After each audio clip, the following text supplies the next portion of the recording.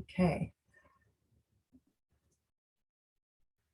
Okay, welcome everybody to today's HathiTrust session, specifically for new members. We haven't done this before where we've just invited new members to a webinar. Usually even our new member webinars, we open up to all of our members. So this is a special session just for you to get to know more about the services that we offer beyond ETAS, now that ETAS has been deactivated for most of your institutions.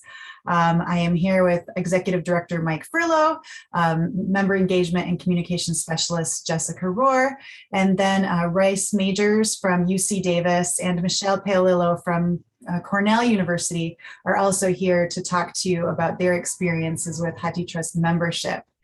So before we get started, I'm just going to do a little housekeeping. All right, so you can feel free to ask a question or put a comment anytime in the chat window. We do ask that you have your cameras and your microphones off during the presentation. We do have a small enough group today that if people want to turn their cameras on and unmute when we get to the Q&A session, that would be completely fine to do so. All right, and now I am going to turn it over to Mike. Okay, thanks, Melissa. I appreciate all of you being here this afternoon or this morning, depending upon your time zone. And so I'm Mike Furlow. I'm the Executive Director for HathiTrust, as Melissa said. I am responsible for many things. I'm really ultimately accountable for all of our work, but I spend a fair amount of my time thinking about organizational strategy, financial strategy, member development, working with our governance groups, trying to help shape future direction for the organization. The HathiTrust staff right now is a pretty small team. Counting me, there's a dozen. We have some vacancies, and when we're fully staffed in the next year, we should have around 18 people. That's a pretty big growth path for us, but it's kind of matched by the growth path of our organization, our membership in the last couple of years. We have seen really unprecedented growth in our membership since 2019. I think there's about 61 members that have joined us since the fall of 2019. And to be sure, many of you have joined because emergency access was available during the pandemic, and that was something you felt like you needed to support your students and your faculty. And I am more than happy, I'm really ecstatic that we were able to provide that support to you. But I also know some of you have joined because you have been long planning to or intending to for other reasons. And today we just want to talk with you a little bit about why we do what we do, what we want, what we'd like you to know about what we do, and how you can be receive more benefit from the membership that you have. I've been here since 2014. I jumped at the chance to lead HathiTrust because I believed in the mission, which I would characterize briefly as preservation, but preservation with access. This was something that really originated with libraries that had begun scanning and with Google in the early 2000s, undertaking mass digitization, and libraries wanted to do, if you will, library stuff with the stuff that Google was scanning. They wanted copies back so that they could make them available for their users in ways that suited their needs. But you know, even more than that preservation with access, I really have always believed in the opportunities that HathiTrust has made possible, opportunities that you could not pursue individually or we couldn't pursue without the scale of digitized works that we have available to us. You know, we've been able to dramatically expand access to the largest research library collections. We're able to make that available in many respects to the public as well as to academics. We're working to support libraries in what I would characterize as large-scale collective management of print collections, ensure the endurance of the print record, mobilize new forms of scholarship, and really catalyze libraries to work in ways that will transform how they do their business. Members are key to this. Members are the heart of what we do. We're founded by libraries, organized by libraries, operated on behalf by libraries, governed by you. And what I would say is, you know, as we go about the next several years, I want to emphasize one thing that's going to be driven by, will be driven by some values that we have recently codified. And I'm not going to read the values in full. I think the next slide will give you a link to where the statement of values can be found. I just want to emphasize, excuse me, emphasize for you briefly these values are things that we're trying to keep in the forefront of our mind as we're making decisions. And trust is really a critical part of that. I believe everything that we do should instill trust. We need to be working in transparent and accountable ways. We want to provide the widest possible access to scholars and users, readers, to the collection that we can, and push as far as we can in providing that access. Equity, diversity, and inclusion is also really critical to us. And I think I would say that the big challenge we face in libraries as well as in HathiTrust is that we operate within a deep network of historical power differences, one that has shaped so much of our lives, and that has also shaped higher education and academia and research. It's shaped how scholarship was created, how libraries and higher education institutions were funded historically. Who has resources to collaborate. And so I think what we have to do over the next years is work to understand where this is playing out in HathiTrust, acknowledge it, and work on corrective actions. And while we do that, I would like to think we're also building resilience in the community, that we're building strength in the community to be able to help us continue to work on a large-scale mission across multiple institutions and support each other as things really change dramatically at times. Engagement is a value for us because we need you. It's why we're here. It's why we have events like this. We look for your expertise to help us understand what we can be doing better and do on your behalf. And then lastly, I'll just emphasize here leadership. I do think HathiTrust has been an organization that has led the way in many respects. I think we've shown evidence of that since we began, really ambitious, striking out to change the world in many ways. But I want to emphasize it's important to note you can do this in ways that are genuine and humble, and you can do it in ways that are hubristic and self-focused. And I'd like to take the path that is genuine and humble, even if sometimes we will probably come off hubristic. We have great strengths. We don't know the answer to everything. We aren't able to take on all possible work, but we want to listen to you and be guided by our membership as much as we can in striking out on these paths. So I'm going to stop there, and I think I'm turning it over to Jessica. I'll be sticking around for this, and I'm happy to answer questions at the end. Fantastic. Thank you, Mike. So as Mike said, we have had so many new members join. We've really spent time trying to support everyone with the temporary access service. So we really have not spent as much time with you and our other new members as we would have liked to, introducing the different services and opportunities that come with your membership. So that's why we're here today. You can see we've got a list of topics to cover. We'll be talking about preservation, access, data, but certainly, it's going to be important that we answer any questions that you have. So we've left time for that. And as Melissa said, we invited some folks from our longtime members. Rice and Michelle are joining us to talk a bit about HathiTrust in their library. So we've got a lot that we can talk about and learn today. I thought since we're a smallish group, if we could take just a second in the chat, maybe make note of where you're coming from, what library you're representing, and then one thing that you hope to get out of today's session, something you'd like to learn. So we'll keep that in there. We won't go through it here, but we will definitely take a peek back at the end of the conversation. And if we haven't covered what you were interested in hearing about, we've got time in the Q&A session. So we'll do that. Anxious to hear what you are all hoping to get out of today's session. Next slide, please. So Mike talked a bit about this, but I do want to take a minute and speak briefly about the history of HathiTrust as it applies to where we are today and where we're headed as an organization in terms of our services. So we were officially founded in 2008 by members of the Committee on Institutional Cooperation, which is now the Big Ten Academic Association, as well as the 11 libraries of the University of California system. So our roots go back 2004, 2005, as Mike said, with mass digitization projects, especially with Google. And these libraries kind of paused. We said, well, Google's scanning with New York Public Library, Stanford, Harvard, Oxford, University of Michigan. And this was a challenge. How can we preserve this digital content being created and retain the stewardship of it over time?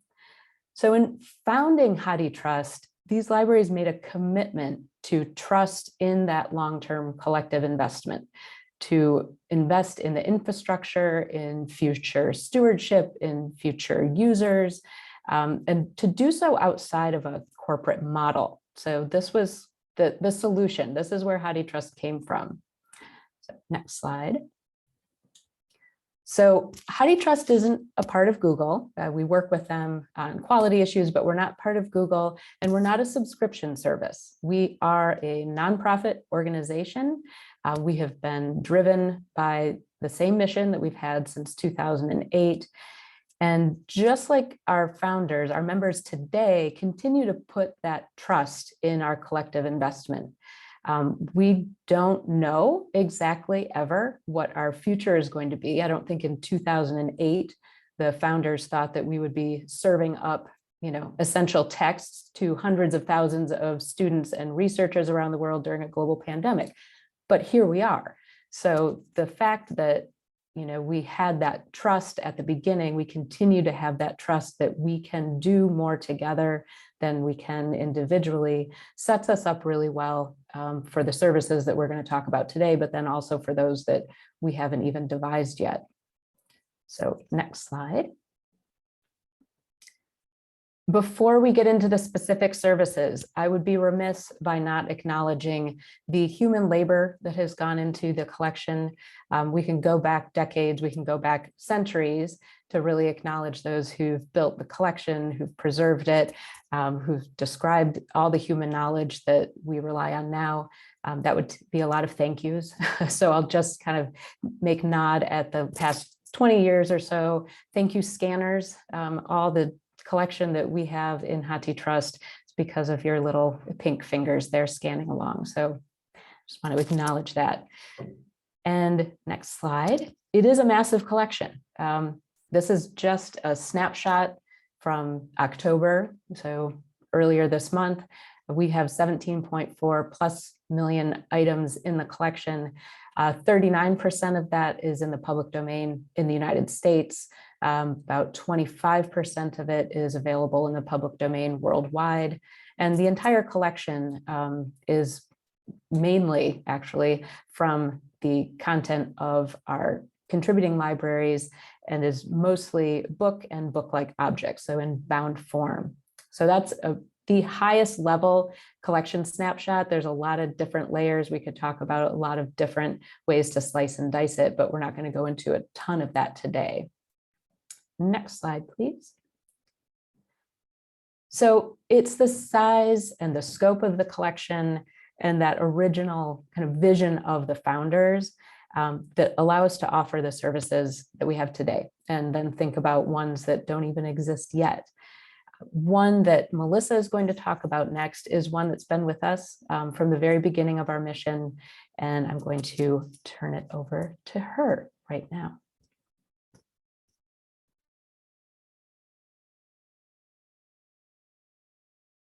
I'm going to talk to you today about our accessible text request service, which is how we serve patrons with print disabilities, and let you know that this is this service is available to all members. And through our accessible text request service, you are able to designate staff either at the library or at your disability services office with access to everything in HathiTrust, regardless of copyright status, for the purpose of providing these materials to your students and faculty with print disabilities. All you need to do is work with your DSO office to determine eligibility for your patrons based on their established practices on your campus. We don't specify how to determine that eligibility. We leave that up to our campuses.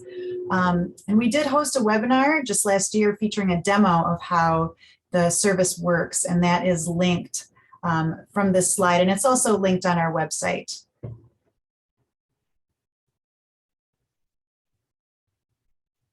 So how to register for the ATRS, we lovingly call it.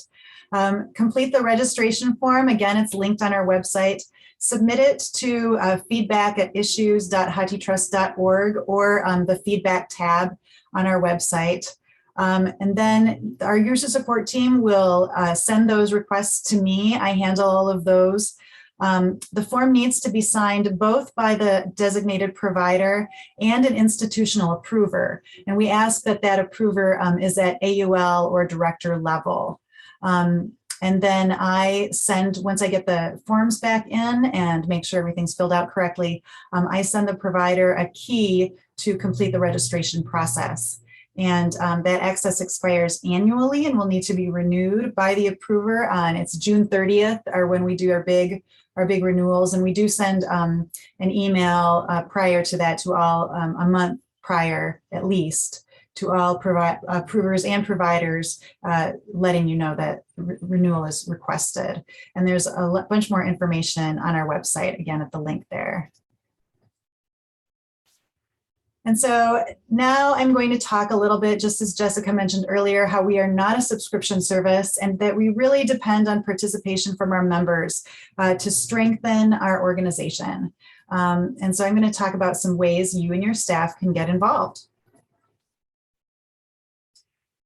So we have these working groups. We have a group of working groups, our user support team, Federal Documents Advisory Committee, and Shared Print Advisory Committee that report under Mike.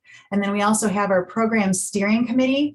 And our Program Steering Committee really takes those values and then they figure out what kind of work they should explore that we could do to that support those strategic values. And so right now we have 4 task forces and working groups that are working on different initiatives. Our Community Metadata Strategy Task Force, Digital Collection Strategy Working Group, Metadata Sharing Policy Task Force, and User Engagement Task Force.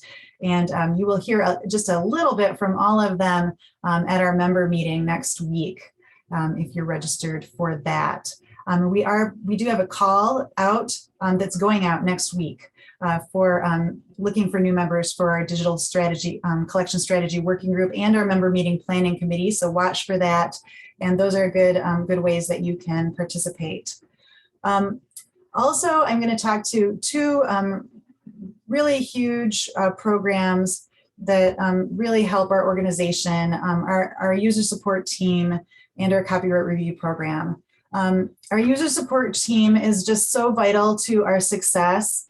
They are on the front lines and they respond to all of those requests that come into feedback and triage problems and issues. And we'll be honest with you, with the increase of membership in the past couple of years, we have seen a corresponding increase in the number of user support requests. And we currently don't have enough team members to handle all of these requests. So we ask that you please consider nominating one of your staff members for the service. Participation in user support is a valuable professional development opportunity for your library staff. And there is a link there that we would feel free to use that link to sign up. The time commitment, we ask for 4 hours on 1 day a week, every 2 weeks. So it's basically 2 half days per month for 1 year. For our copyright review program, our copyright reviewers perform careful, systematic copyright review of hundreds of digitized works in HathiTrust. And their professional contributions have been vital to our programmatic success in opening public domain books to HathiTrust members. They've recently completed a pilot figuring out how to review serials that are much more difficult to find copyright information than monographs.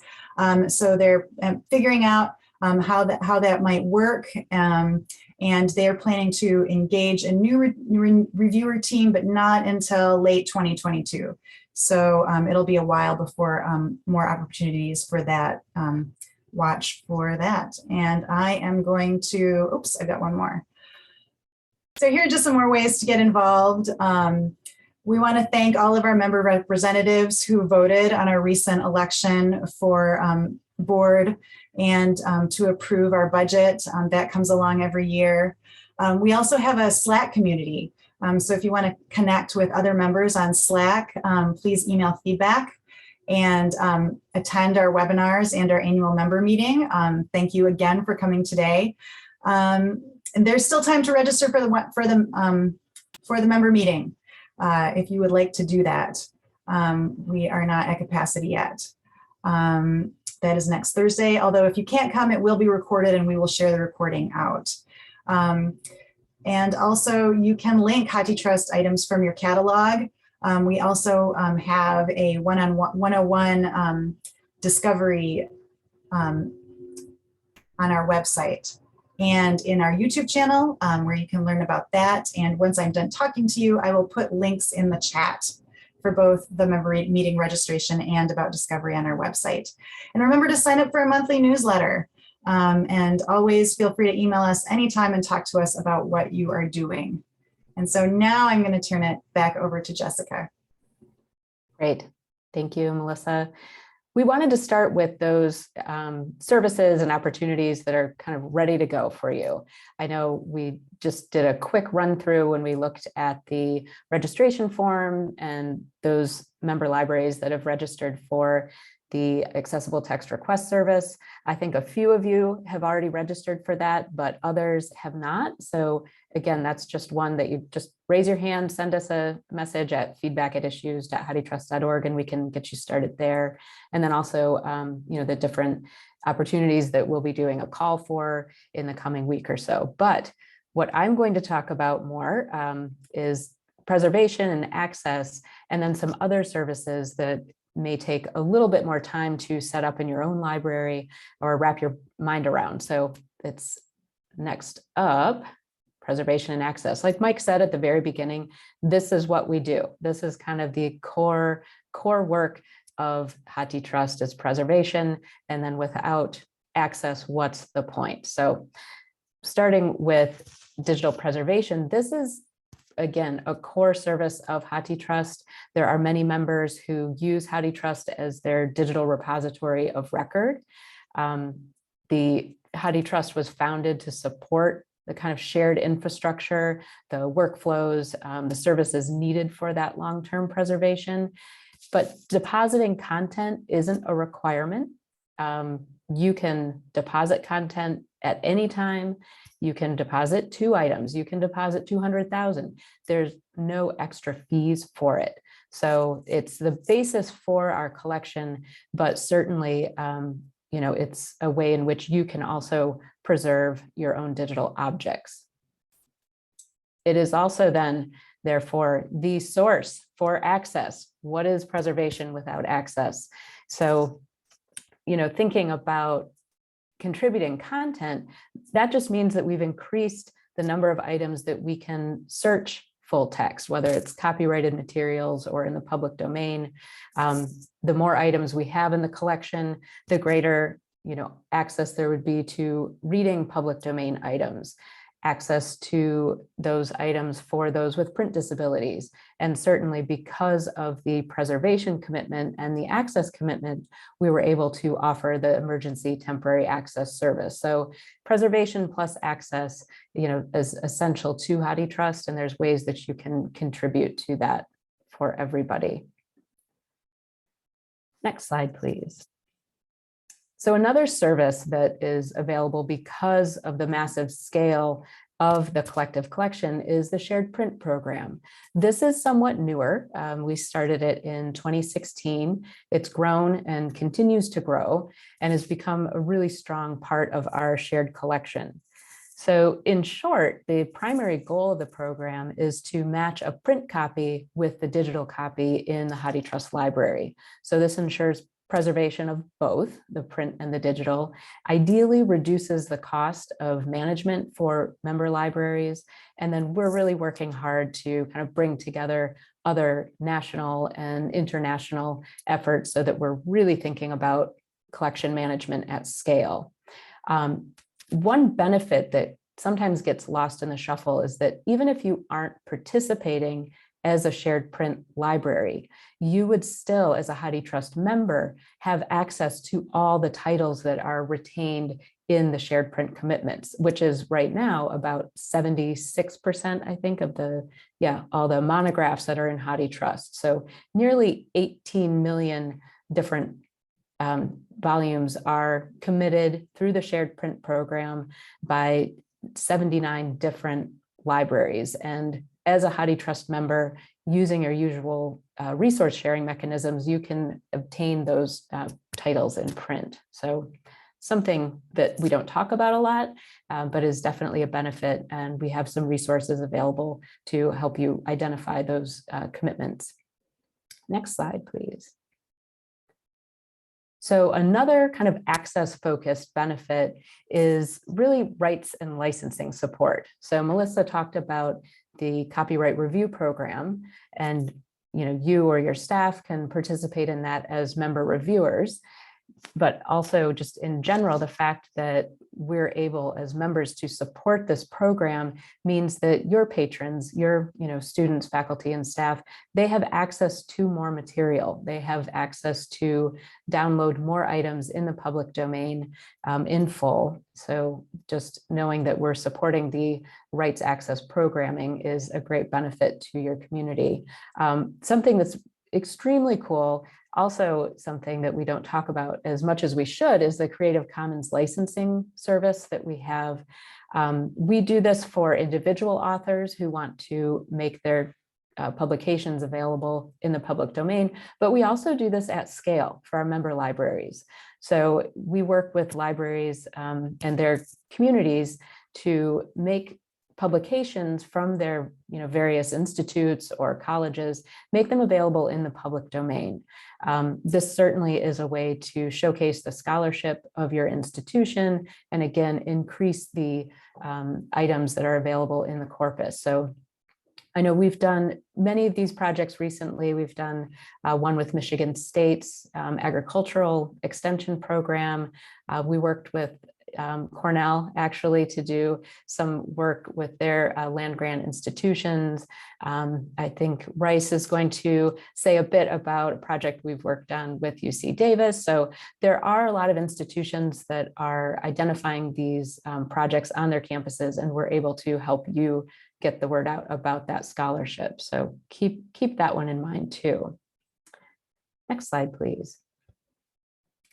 So Melissa had mentioned this in one of the ways that you can get involved. And I think of this one also in terms of access. This is really aiding discovery of HathiTrust items in your own collection. So we can help you integrate the HathiTrust catalog records into your local catalogs and discovery layers to make it easier for your users to find those HathiTrust items. So we work with vendors, EBSCO, ProQuest, OCLC, we work with them and their products on indexing and making those records available through those third-party services that you may be using. We also have different APIs and workflows that we can help you use to integrate records into your own local catalog. So we have both the kind of tools and the data points, as well as some staff support. So this is a way to really get the HathiTrust records into your patrons' hands more easily. So we can help you with that. Next slide. So I guess now that we've given you a sense of all the back-end data that we have, we've got a lot of bibliographic data and other data that we use to manage this collection. I want to take a minute to explain the data that we have available to give to you, to help you with some of your own collection work and other operational work in your library. So next slide. So we'll start with the member data folder. So every member institution, all of you folks here on the call, all have a member data folder that we house in Dropbox. And there are different reports that you can find here depending on what services you might be using in HathiTrust. You may, most of you may be familiar with the ETAS usage reports. These were available during the time that your institution was using the temporary access service. And there are still some other reports that you may continue to use, even if you're no longer using the temporary access service. So the overlap report in particular is one that people do use pretty regularly. It shows the overlap of your collection with what is in the HathiTrust collection. So this can help identify areas where you may do some weeding, some deaccessioning projects, or even some digitization projects. So this is a report that you can access in that member data folder. If you don't have access to this, or you're not sure who has access to it for your institution, let us know and we can definitely hook you up with that. So there's a lot more information on the webpage that's linked on this slide. Next slide, please. So another data stream that can provide some insights into your collection is Google Analytics. So whereas ETAS provided us an opportunity to give our member libraries a snapshot of their usage, this was a pretty unique situation. We don't require users to log in to use HathiTrust resources.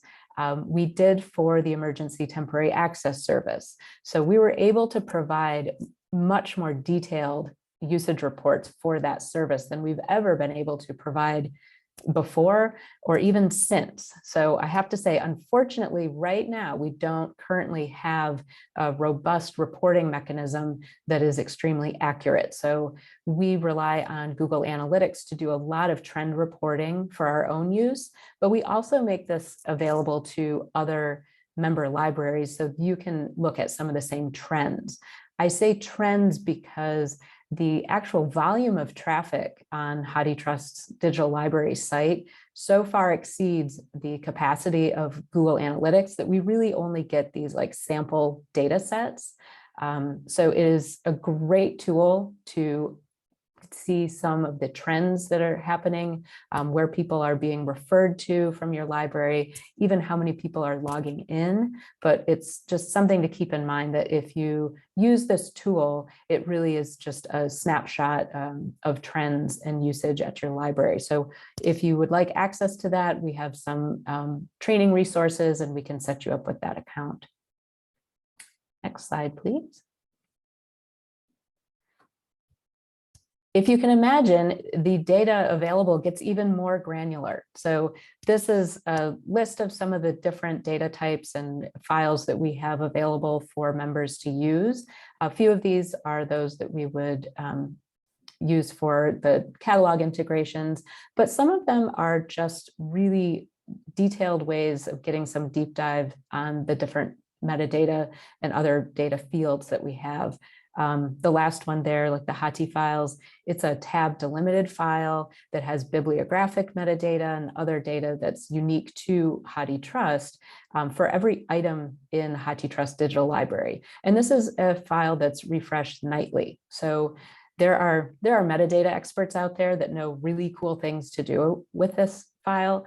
I am not one of them, and I need to talk to more people so I can tell you what folks are doing with the Hathi files. But there are lots of different data files like this that you can use to get more information out of the corpus, get more information out of your own collection. So we've got a list here of all those data types that you can download and start using. And yes, Michelle will tell you all about Hathi files. I thought that you would, Michelle, so you'll have to tell everybody what you're doing with them. I love it. So yeah, now that we've covered some of the backend services, so lots of the tools, services, features that you can use for your own kind of management work, there are some things that are really specific to supporting the academic and research mission of your institution. So I'm going to talk just a few minutes about a few of those. This is an area where I think we're going to be looking at a lot more in the coming years, and I'm always interested in hearing how people are using HathiTrust in the classroom and in their research and learning. So if you ever have those stories, pass them on to me. It's important, I think, that we hear from each other. So next slide. Probably the one that folks do know the most about or have heard about the most is the HathiTrust Research Center.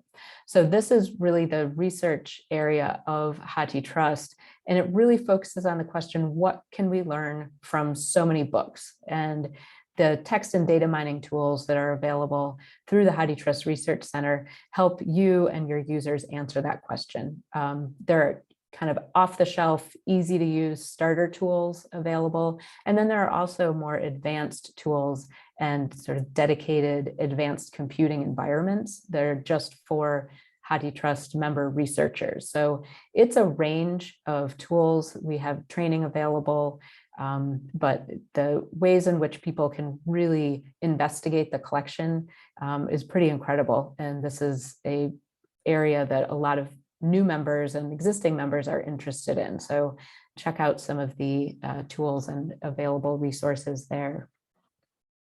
Next slide. This is just a list of some ways that we know HathiTrust is being used in the classroom.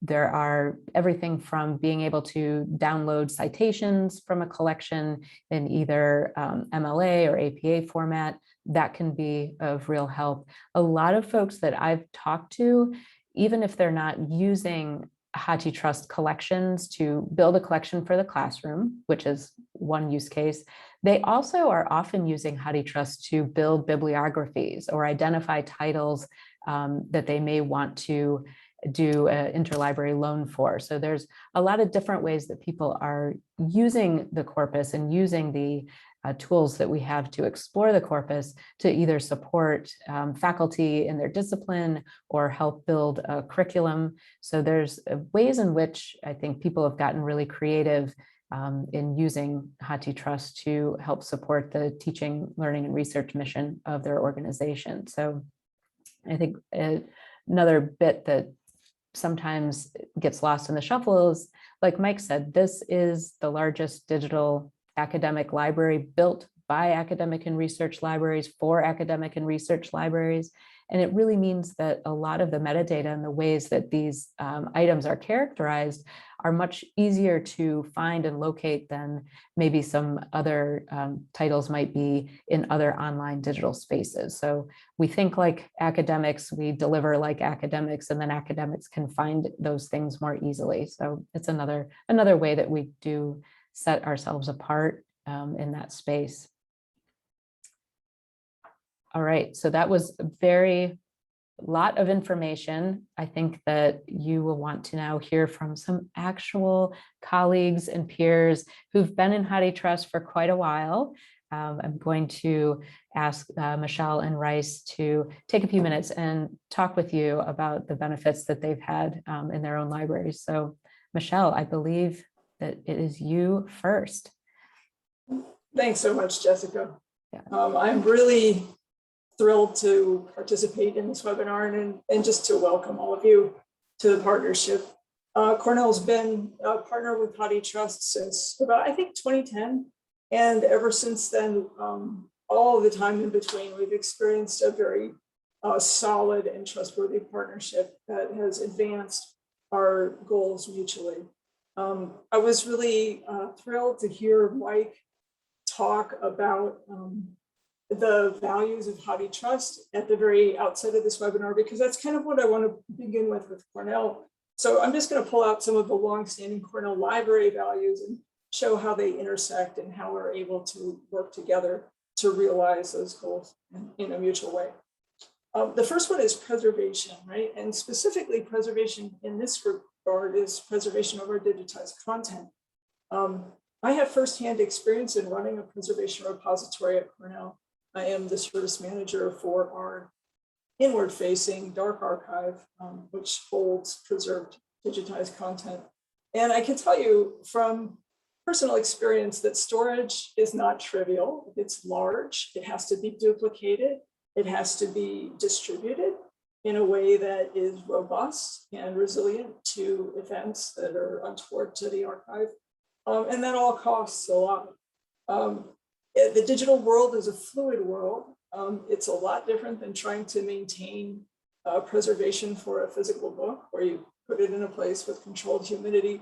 There's a lot of things that can happen to digital objects, and you have to be able to audit that at any time, and so on and so forth. There's a lot of maintenance and development around a digital repository that requires constant effort through time as architectures change and as code changes. And there's a lot of management around digital repositories. You have to figure out how your users are using it. You have to solicit their feedback. You have to analyze that feedback and figure out if your development is well aligned. All of this is a lot. It's very costly.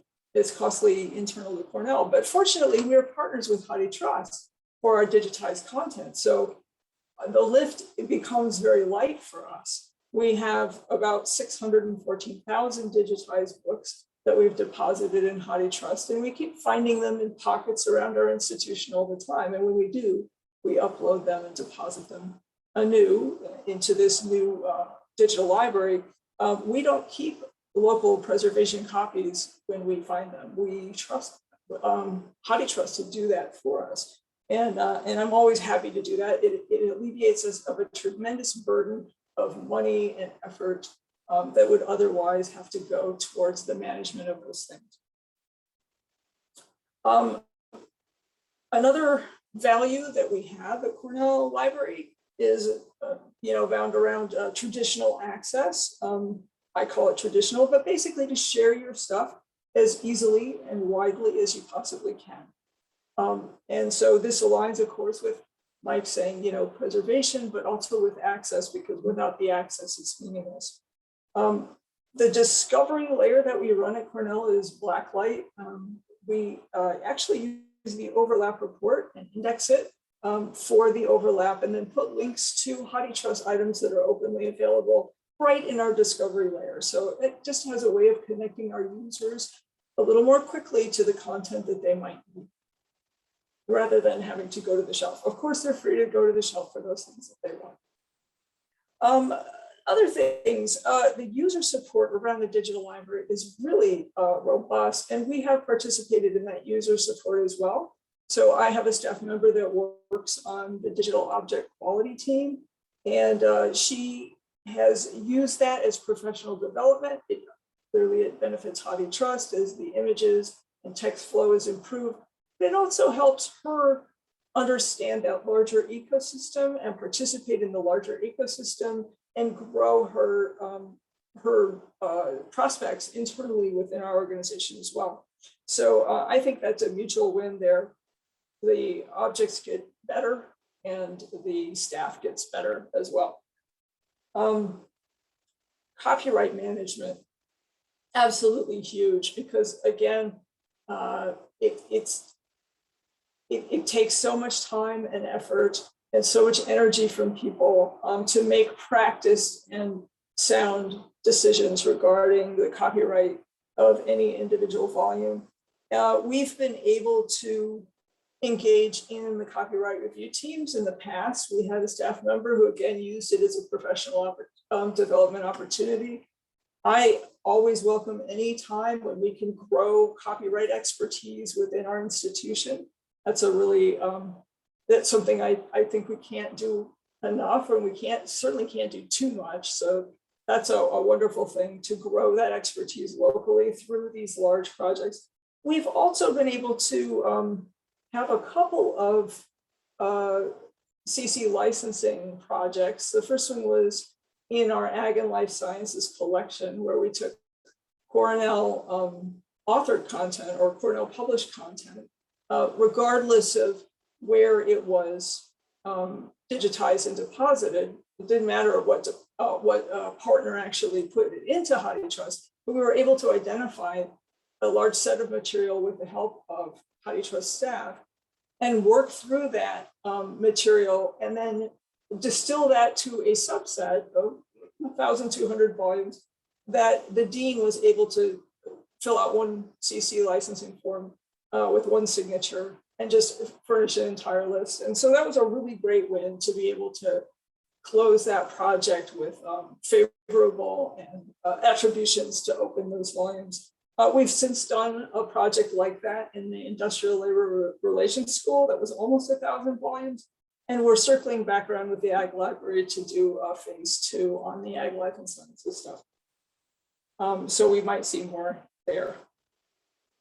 Let's see, what else can I tell you? There is so much to tell you. Of course, ETAS was wonderful.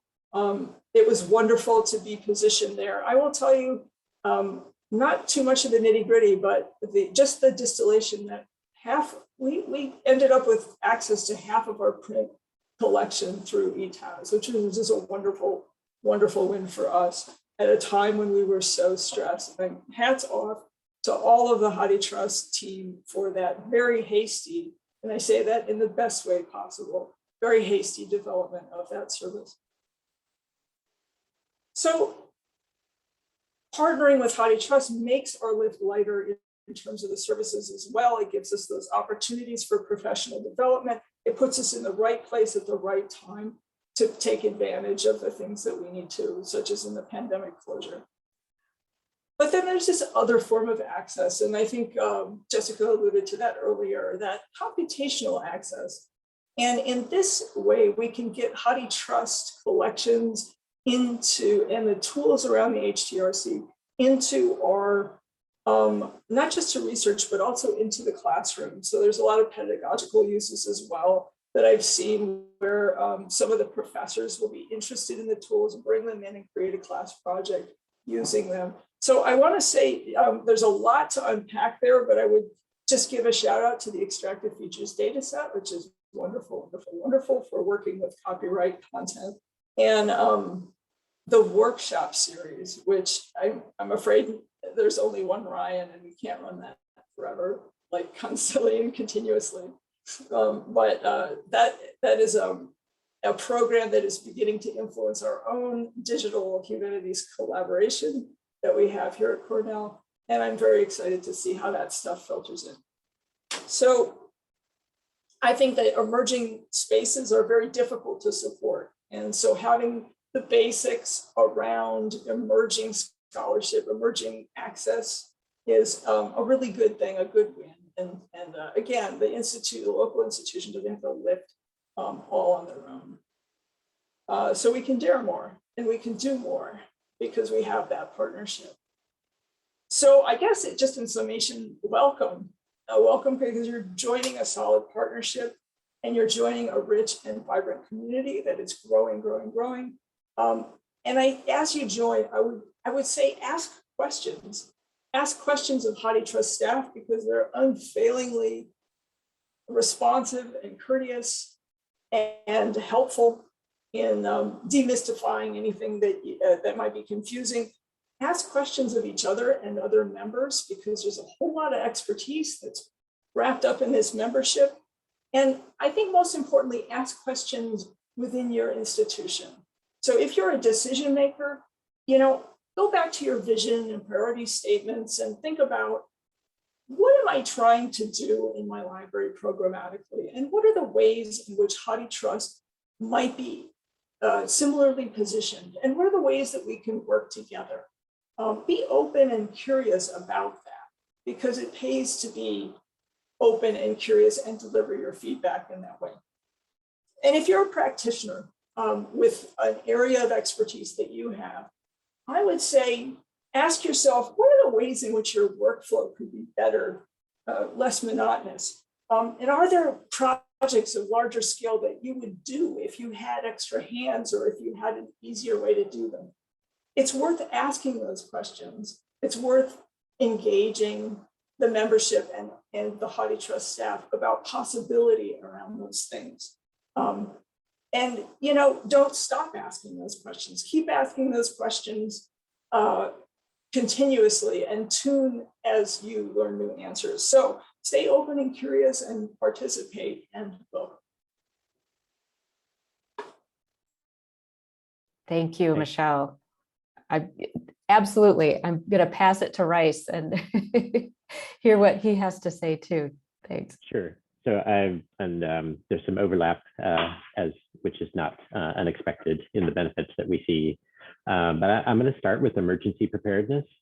So my campus is in a floodplain, and my campus now has annual threats of fire and smoke from the nearby forest fires.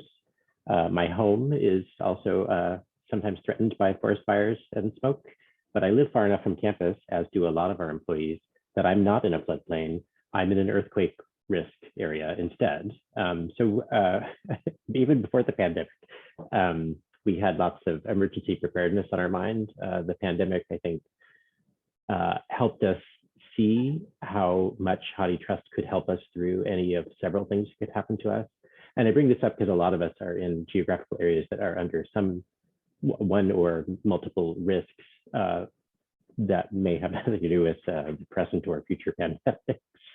And I'm not trying to speak these things into the world. We just kind of have to be a little ready for them. And we, like Cornell, had access to about just north of 49% of our print collection through HathiTrust through the ETAS service during the pandemic when our libraries were closed. There's the additional modality of preservation for the collection, which Michelle touched on at Davis. So we contribute some content. I'm using the present tense, although we haven't quite ramped up yet to contributing content again. And this has really flipped our thoughts. I should say the last 18 months have really flipped our thoughts about where to start digital preservation. So now we're looking at anything that we originally cataloged, where we're inserting a new record into OCLC, that we would take care of digital preservation as the first step. So before it goes to the shelf, much like we would have done physical preservation in the past, we would have set something to the bindery before we send it to the shelf. And HathiTrust basically is our preservation platform. I would say we're not keeping a local copy of most of what we digitize because we do most of that through the Google Books program. So HathiTrust is our system of record, and that is and it's proved to be an excellent platform for us. Michelle touched on the HathiTrust Research Center, and I'd like to underline that as well. That's also informing what we might send to be digitized, or what grants we might write to digitize content internally for materials that we're not comfortable sending to Google Books for one reason or another, or which Google Books can't handle. You know, among other things, I'm like, well, should we just digitize our entire agriculture collection so that, I mean, that's just a major area of research where people are trying to figure out the intersection of climate change and forest fires in California, and how you know, crop yields and all this, and the big data possibilities for people to be able to leverage this data. And as Michelle said, bring it into the classroom so that today's students are really learning these new modalities of research. And yeah, I think there's just a lot of unexplored territory there. And the 16 months that we were relying on ETAS gave us some opportunities for our faculty who were not digital natives, perhaps, to really, they were forced to use the service. And I think some of them really grew in terms of the way that they do research, in terms of the way that they approach their curriculum and instruction. And I don't think we're going back, because now that they've learned these new skills, it's really going to inform how they approach these practices. And we're going to want more and more content to be available in HathiTrust for them. The copyright status, we too have taken advantage of. So we digitized all of our vintage theses and dissertations, which is a turn of phrase I've learned recently. Some those that were not born digital but have been digitized. So we actually have somebody contacting all of our alumni who have a thesis or dissertation and asking them to either release it into the public domain or release it under a Creative Commons license. So we're seeing great take up of that offer. And we're looking at, are there other entities that we could work with? So maybe some publishers in the agriculture spectrum to where they might be willing to release say all content that they published before a certain date under a Creative Commons license. And we're looking at how we could go to bat for that and have that content released more openly in HathiTrust. And then with the access to users who have print disabilities, and also a little bit with the kind of what goes into power that the research center, in both cases, we're looking at how we can center equity and how we make these decisions. So how can we, when we look at what we will send to be digitized or what we will digitize in-house, what's informing that, and what kind of benefits do we get back then? So rather than just shelf clearing, let's just go through the stacks, you know, call number by call number to try to get everything. What should we move to the front of the list so that we can enable research in certain topics, so that we can make certain kinds of authors, authorial voices more present, more salient in the corpus of HathiTrust. And it's really a chance for us to be able to put a finger on the scale and try to inform what is available for today's and future scholars to be able to learn and do research. So that's a lot, but maybe I'll put a punctuation mark there and turn it over to Jessica to entertain your questions. Thank you. Thank you both so much. I mean, really hearing about everything that we've talked about, Michelle and Mike and I have talked to you all about, I think hearing how it actually works in your libraries is really helpful. It's a great perspective. I want to see if there are folks on the call who have questions. A few things have come in chat while we've been here, listening. If there are other questions, we have a few minutes. This is just the beginning also of our conversation. I mean, I can imagine that, we could do this again. We could do this over coffee. We can, have as many conversations as we'd like, and certainly answer questions. You're welcome to type it in the chat or unmic yourself and ask away. Yeah, maybe just following up on Peggy's comment. So we're using the fact that, so we try not to catalog things. I mean, not originally catalog, right? We don't have a very large cataloging department. So if we're originally cataloging something, we assume that we're, either we're the only copy in North America, or there's only a few, and we're somehow, anyway, so we're trying to get out in front of that and make sure that this is going to be the kind of the rarest stuff, or at least rare in North America, or rare in research libraries. So we collect a lot of squirrely agricultural publications that are, from different entities. I mean, there might be domestic stuff, but it's just not held in the research libraries unless, and the most likely other suspect would be Cornell. So if we're getting into it first. Yep.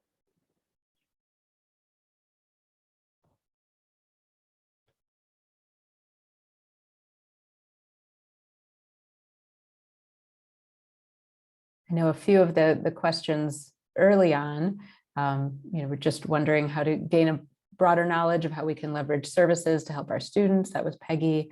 I hope you got some ideas from the presentation about that. Better understanding the benefits of being a member beyond just the content. That was Monica from University of Ottawa. I want to make sure that we have covered everything. You will get the slides, so hopefully that will help too. Beyond ETAS, yeah. We still talked a lot about ETAS. We can't get away from it. Okay. Well, I think if we've reached the end of our 59 minutes, we've reached the end of our 59 minutes. The slides also contain links to a bunch of different resources, also the ways to get help, which you can pass on to, obviously, all your people. And like I said before, this can be the beginning of more conversation. Definitely sign up for the newsletter. That is probably the #1 way that you can get information about HathiTrust right now. Thank you, Bryce. Thank you, Michelle. Really appreciate your perspectives today. And thanks to all of you for joining us.